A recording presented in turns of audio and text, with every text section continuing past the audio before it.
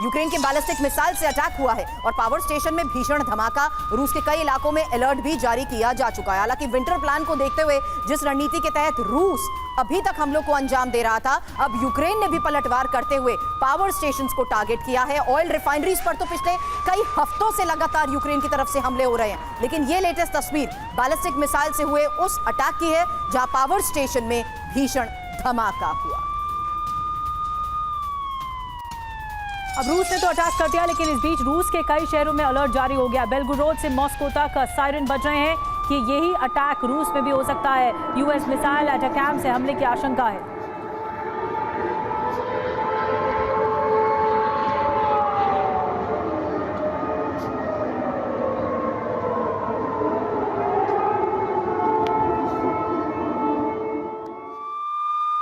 अब रूस के पर्म में यूक्रेन का पलटवार, जहां यूक्रेनी सेना ने ड्रोन अटैक किया और रूसी गैस टैंकर में लगी आग की ये एक और तस्वीर। Остатки фи. Алло. Вот эти первые две бочки, они сразу вылетели, понял? Это в кювете? Да, они сразу вылетели, а те остатки фи. Алло.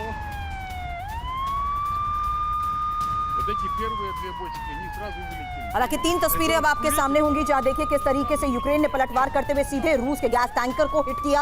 रूस के ऑयल रिफाइनरीज को लगातार वो टारगेट कर रहा था। पावर सब स्टेशंस को भी यूक्रेन ने निशाने पर लिया है। हालांकि रूस के पर्म में देर रात हुए हमले की इस तस्वीर से साफ है कि कैसे बड़े स्तर पर इन हमलों को अंजाम दिया गया है। और ये भी एक्सपेक्टेड था मनीष, क्योंकि जिस तरीके से रूस के ऊपर दबाव बनाने के लिए ही जेलेंस्की तक ने डोनाल्ड ट्रंप के आगे लॉन्ग रेंज मिसाइल की डिमांड रखी थी। वो इस युद्ध विराम को लेकर संभावित बातचीत से पहले रूस पर दबाव बनाना चाहते हैं, लेकिन कहीं ना कहीं यूक्रेन भी क्या अपना विंटर प्लान एग्जीक्यूट करने में कामयाब रहा?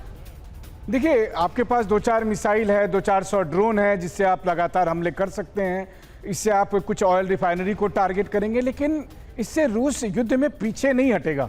हाँ, रूस पर एक दबाव होगा। इंटरनेशनल मीडिया में हेडलाइन बनेगी कि रूस के कई ऑयल रिफाइनरी को अटैक किया गया, लेकिन हकीकत यह है कि रूस की ज़मीन की बजाय यूक्रेन में एक के बाद एक ज़मीन रूसी सेना के कब्जे में आ रहा है। अब पोक्रोवस्क और कुपियांस्क जैसे इलाके पर एक हफ्ता पहले तक जेलेंस्की कह रहे थे नहीं हम तो पूरे कंट्रोल में हैं। आपको याद होगा जेलेंस्की ने विजिट तक किया था पोक्रोवस्क, और आज की तारीख में हकीकत यह है कि पोक्रोवस्क जो है वो रूसी सेना के कब्जे में हो गया।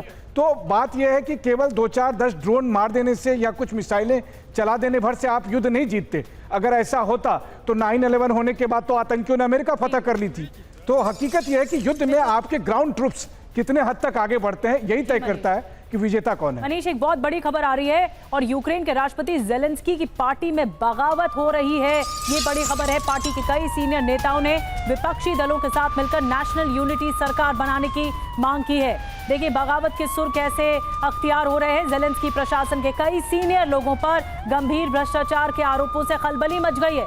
यूक्रेन में नंबर 2 माने जाने वाले राष्ट्रपति ऑफिस के प्रमुख आंद्रे यर्मक को हटाने की मांग हो रही है। आंद्रे यर्मक के अलावा नेशनल सिक्योरिटी काउंसिल के अध्यक्ष रुस्तम उमेरोव पर भी भ्रष्टाचार के आरोप लग रहे हैं।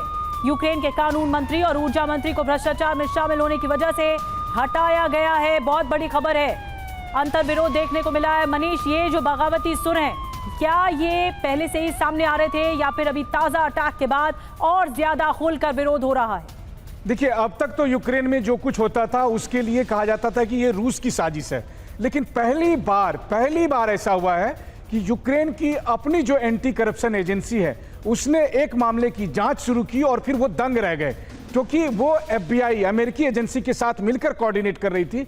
और जब उन्होंने जांच करना शुरू किया कि जो बाहर से पैसे आ रहे हैं और जिन पैसे से जो है सो एनर्जी इंफ्रास्ट्रक्चर को रीस्टोर करने की बात थी, तो उसमें बड़ा घोटाला सामने आया। और उसमें कौन कौन लोग शामिल हैं, तो जेलेंस्की के सबसे करीबी, उनके आप कहें कि नंबर 2 और प्रेसिडेंट ऑफिस के जो मुखिया हैं आंद्रे यर्मक, उनका नाम शामिल हो गया। पूर्व रक्षा मंत्री और इस वक्त नेशनल सिक्योरिटी काउंसिल के चेयरमैन रुस्तम उमेरोव का नाम आपने लिया, वो उनका नाम सामने आ गया। 2 मंत्री को कल निष्कासित किया गया है, डिप्टी प्राइम मिनिस्टर को निष्कासित किया गया। अब ये सब देखने के बाद जेलेंस्की की पार्टी के ही बहुत सारे नेताओं को लग रहा है कि अब जेलेंस्की का टाइम खत्म होने जा रहा है। तो वो कहते हैं ना कि जब जहाज डूबने लगता है तो सबसे पहले चूहे निकलते हैं।